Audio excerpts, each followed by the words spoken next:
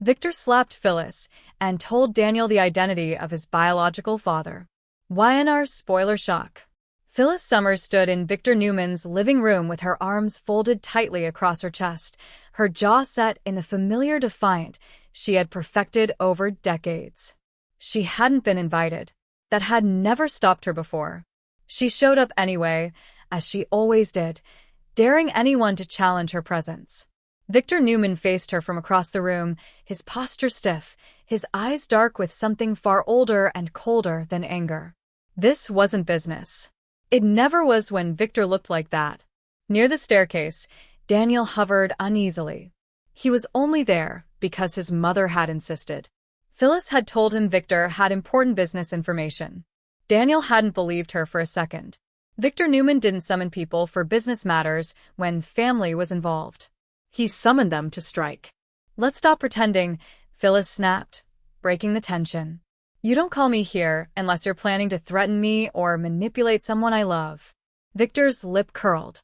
"You give yourself too much credit." Daniel stepped forward, trying to steady the room. "If this is about me, just say it." Victor turned his gaze on Daniel, studying him with an expression Daniel couldn't read. Then Victor spoke, his voice calm but deadly. "Oh, it is about you. And it's long past time you heard the truth." Phyllis spun toward Victor, panic flashing behind her anger. "No, you don't get to do this." Victor lifted his hand. "Don't," Phyllis warned. He did anyway. The sound of the slap echoed through the ranch like a crack of thunder.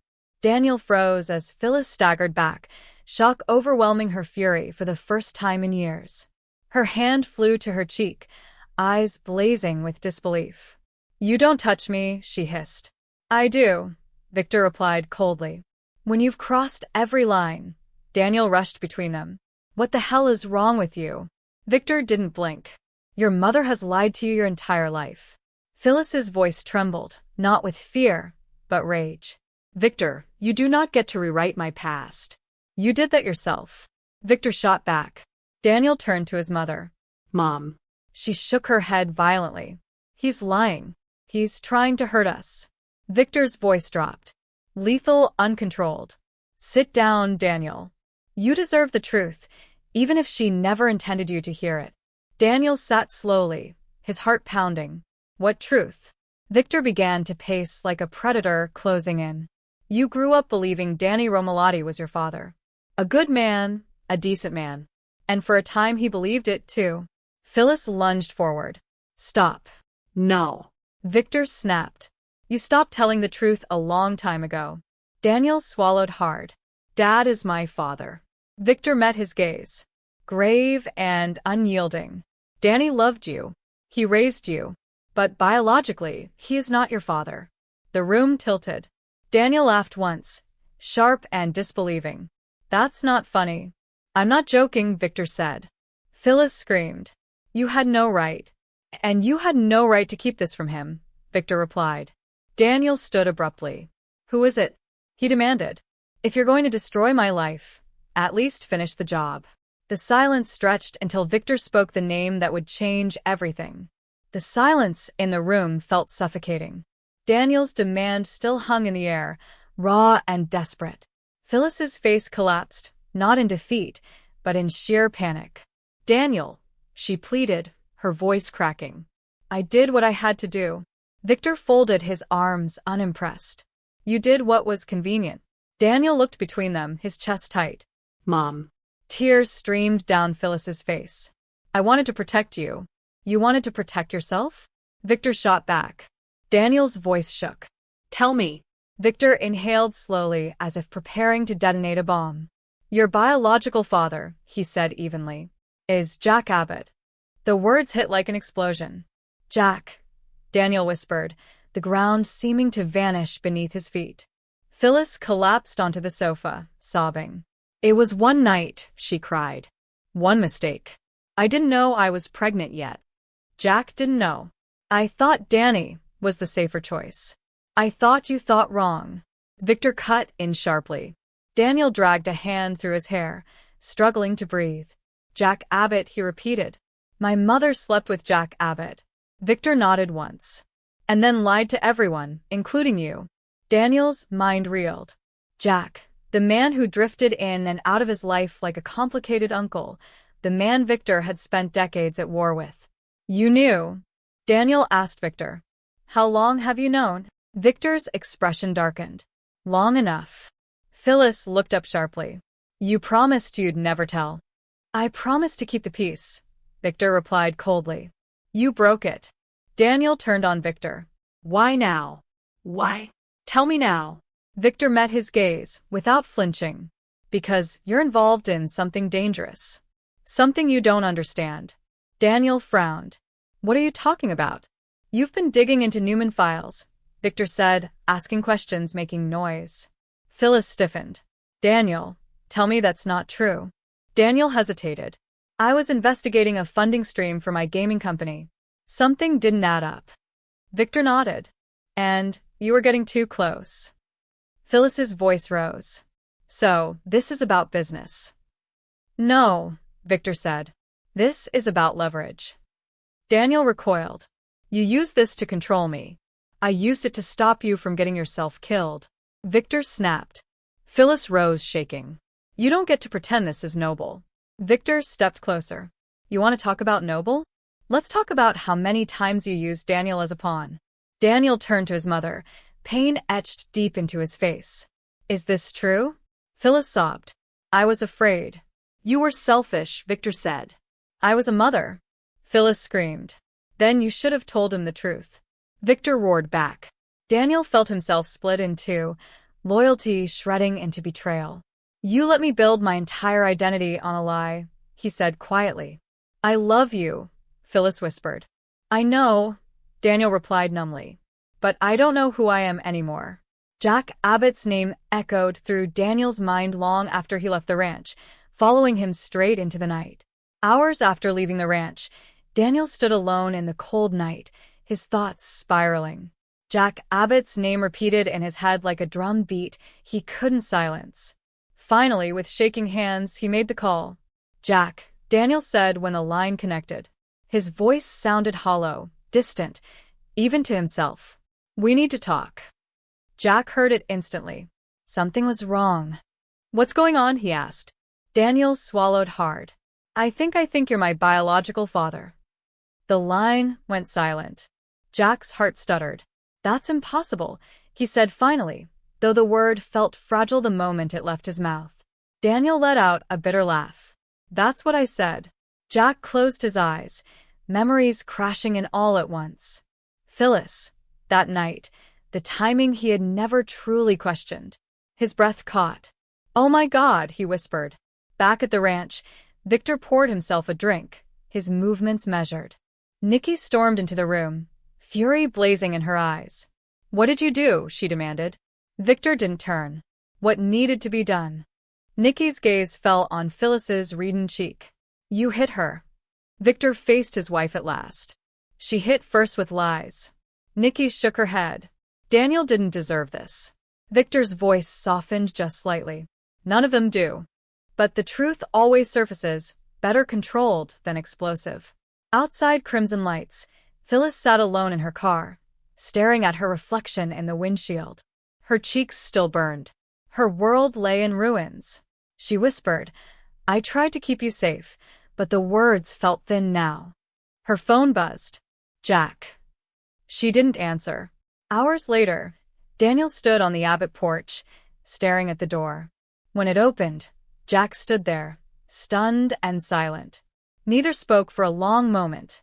I don't know what to call you, Daniel said. Finally, Jack swallowed hard. You don't have to call me anything. Daniel nodded, but I need to know the truth. Jack stepped aside. Then come in. Elsewhere in Genoa City, Diane Jenkins arrived at Crimson Light, seeking normally.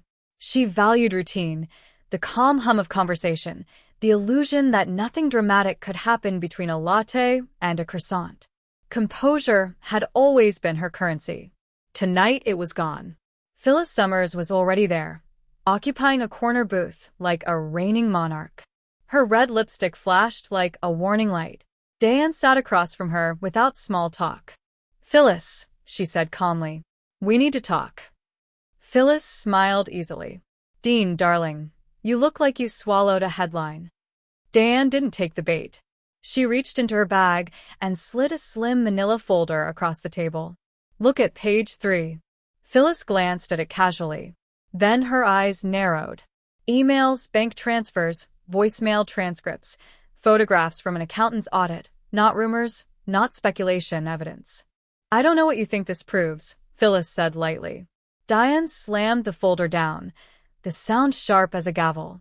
Nearby conversations faltered. You think I'm stupid because I smile, Diane said, her voice cold as glass.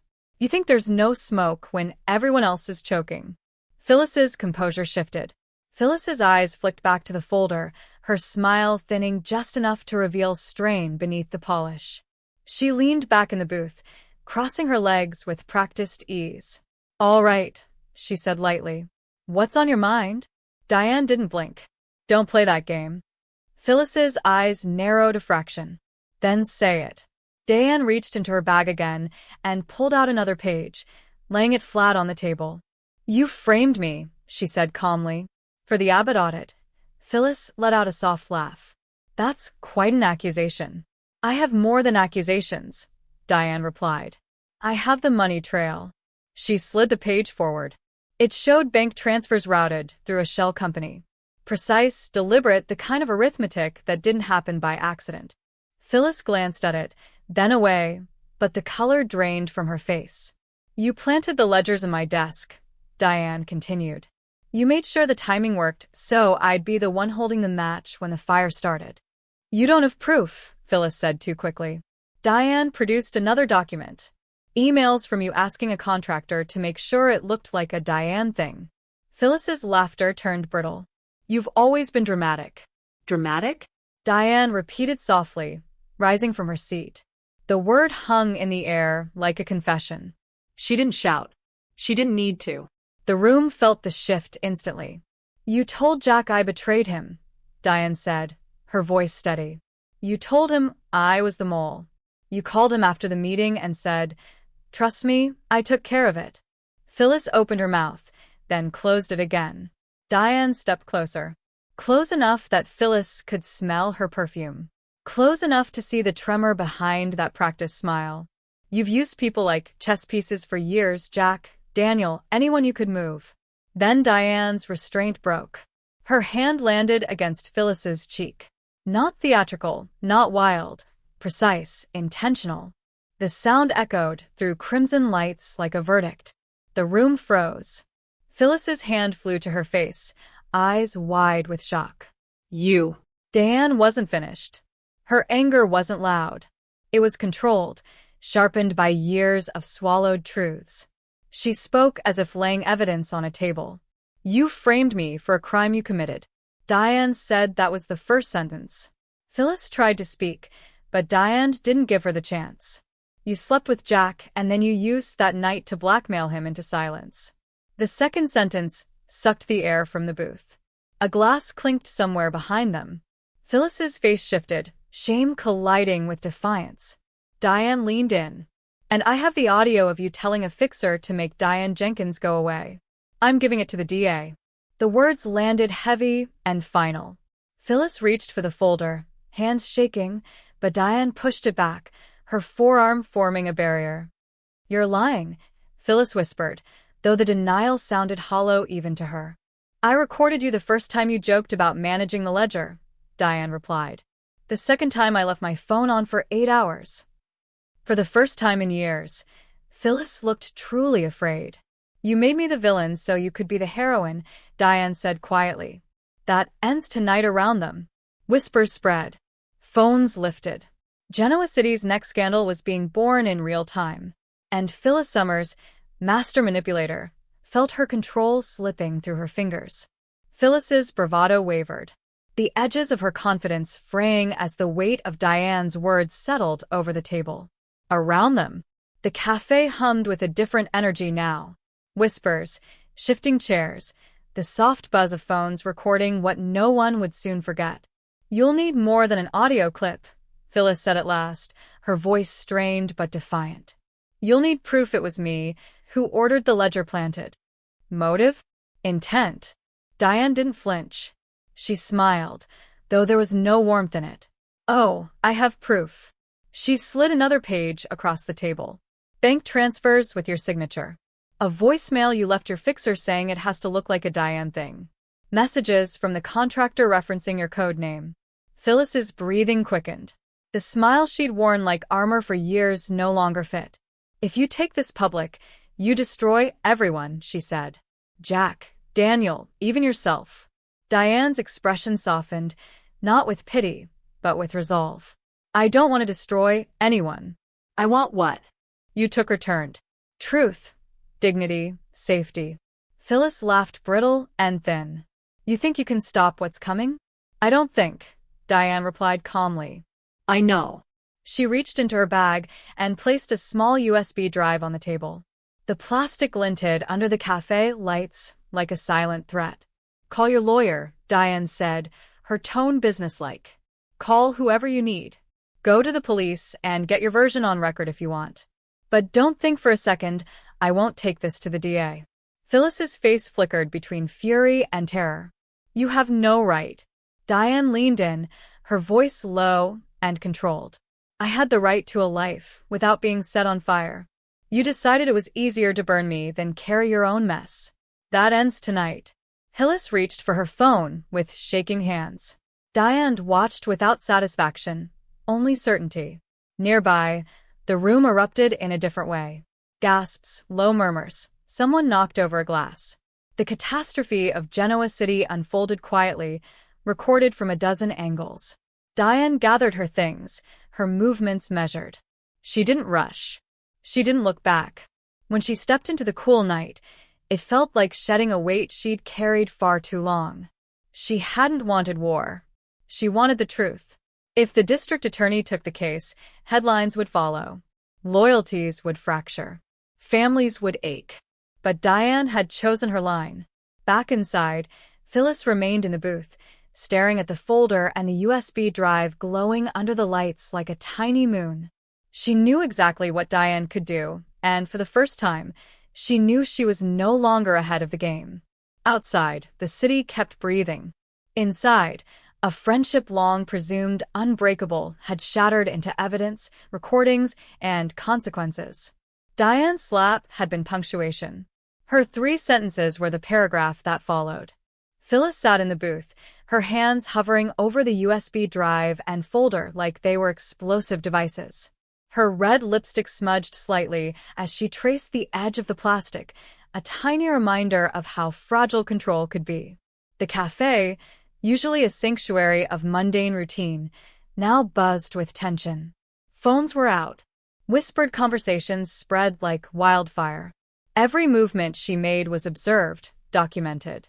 Every breath seemed loaded. For the first time in years, Phyllis Summers felt powerless. Diane, meanwhile, walked out into the night with the precision of someone who had finally carried a burden to its rightful conclusion. She didn't rush. She didn't celebrate. She simply moved forward, knowing she had drawn a line that could not be crossed. This was not vengeance. This was justice measured and deliberate. And the weight of her calm contrasted sharply with the storm left behind. Inside the cafe, the folder and USB drive rested on the table like silent witnesses. Phyllis stared at them, her mind a whirlpool of fear, anger, and disbelief. Diane had proven every accusation with undeniable evidence. Emails, bank transfers, voicemails, and surveillance, all meticulously gathered. Every step she had taken, every plan she had executed, every lie Phyllis had told to protect herself had been exposed. She tried to construct her next move. Call a lawyer, spin a story, protect Daniel, protect Jack, protect herself. But every option seemed trapped under the weight of Diane's evidence. She had underestimated Diane for decades, and that miscalculation was now unspooling in front of her. Meanwhile, across town, Daniel remained haunted by Victor's revelation. Jack Abbott's name had cracked open everything Daniel thought he knew about his life. Hours of confusion, anger, and disbelief swirled through his mind. The thought that Victor had manipulated events for years gnawed at him. And yet through all the chaos, he couldn't deny a spark of relief. finally he knew the truth. He was ready to confront it, to face Jack, to demand the answers he deserved. Jack Abbott, sitting in his study, replayed the conversation over and over. The impossibility of Daniel's claim weighed heavily on him. Yet, the logic of Phyllis and Victor's histories made it plausible. That night, the one mistake, the secret carefully buried, the lies told for years, suddenly loomed large. And Jack knew deep down that the revelation could change everything. His reputation, his family, and the fragile trust he had built over decades.